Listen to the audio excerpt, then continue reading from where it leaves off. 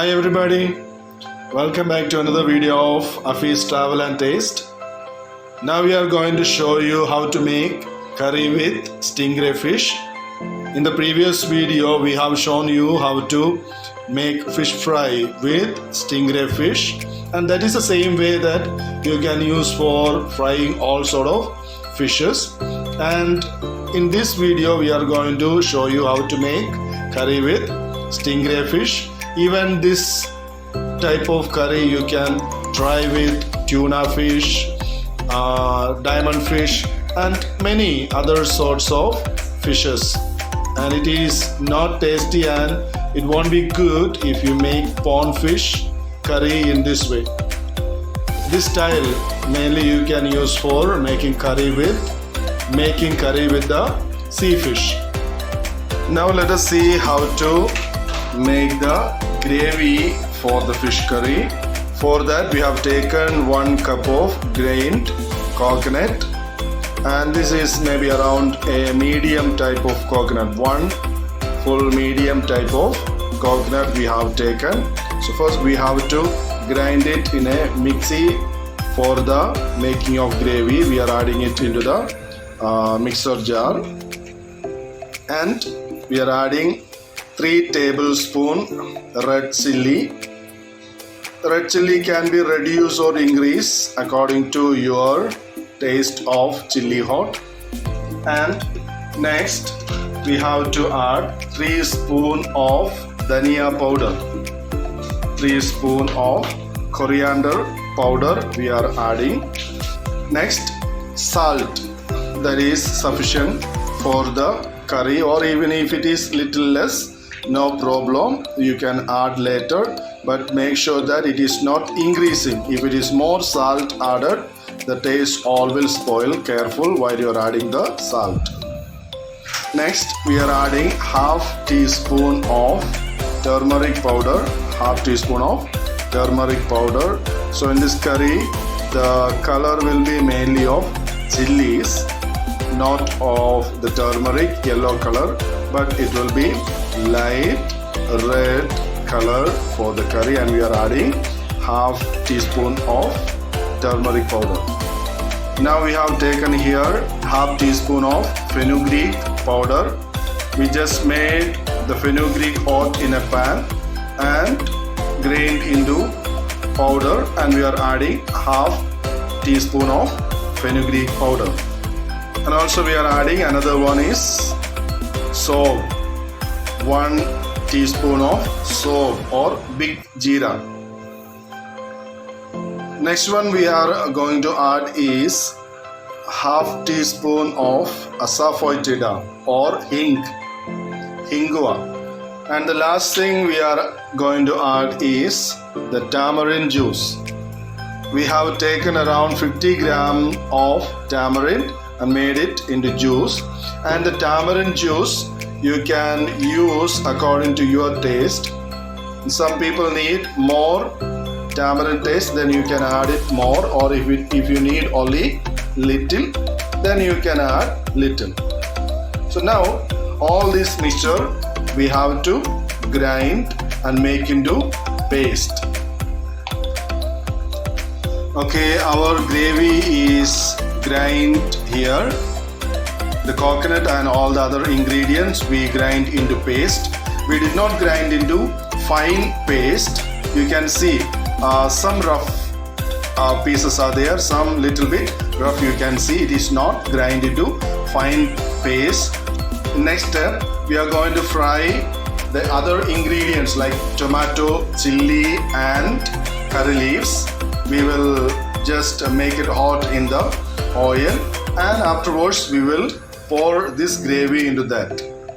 For that we have kept a kadai on the stove and pouring oil, and we use coconut oil, but you can use any other oil. After the oil get hot, we have to add half teaspoon of mustard. Then we have taken here 3 medium size of tomato, and that also we are adding with it.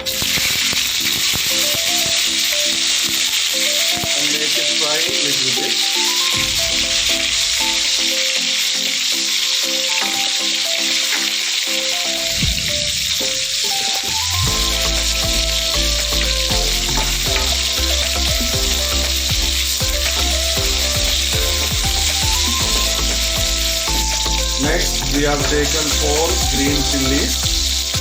So make sure that you are balancing both red chili and the green chili, otherwise it will become too hot.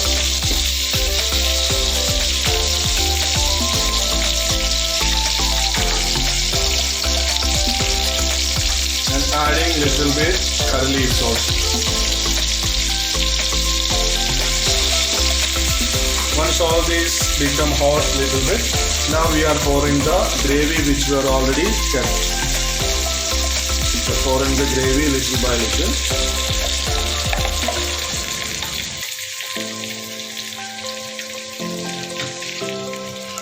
Stir it continually while you are making it hot. Need to see some bubbles coming.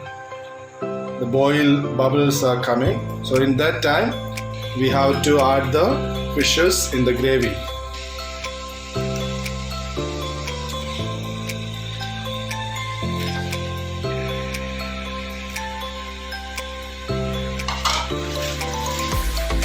I need to mix it well so that the gravy will apply everywhere and the fish will dip inside the gravy.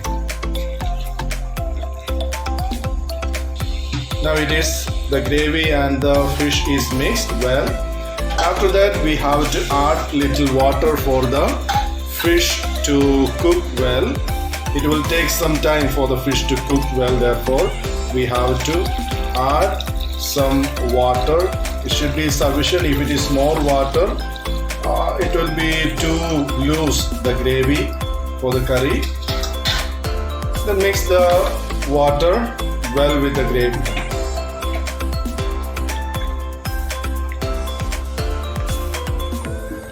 See, we have mixed the gravy with the water, so we have taken in this way.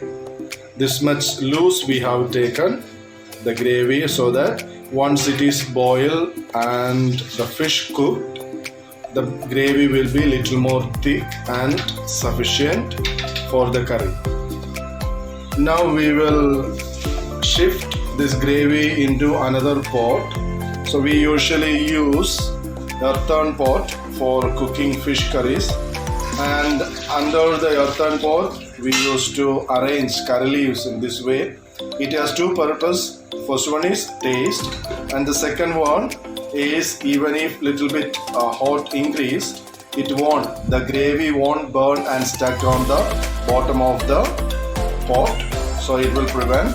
These are the two purposes we add curry leaves in this way. So now we will transfer the gravy and the fish into the earthen pot. Now we have transferred the gravy and the fish into the earthen pot. So now we kept on the stove. Now we have to wait till the fish is cooked and boiled nicely.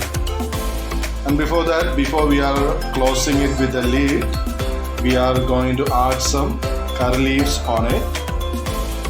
We are also adding some curry leaves on the top. And now we will cover it with a lid. So now we have to wait till it boils and the fish is cooked well. Once it is boiled and cooked well, you can see the layer of oil floating on the curry. Now we will open it and see what is the situation. Yes, can you see that? Oil is floating over the gravy. Now it is boiled and the fish is almost cooked. We need to check once whether the fish cooked well or not. If it is not cooked well, we have to keep it on the stove for some more time. Or if it is cooked well, then we have to remove the pan from the stove. Now our curry is ready here. I am going to add little more curry leaves on this, and now I'm going to off the stove and we'll keep it covered for another 1 hour to become cool, and after that we can separate it into a serving bowl and serve with the food.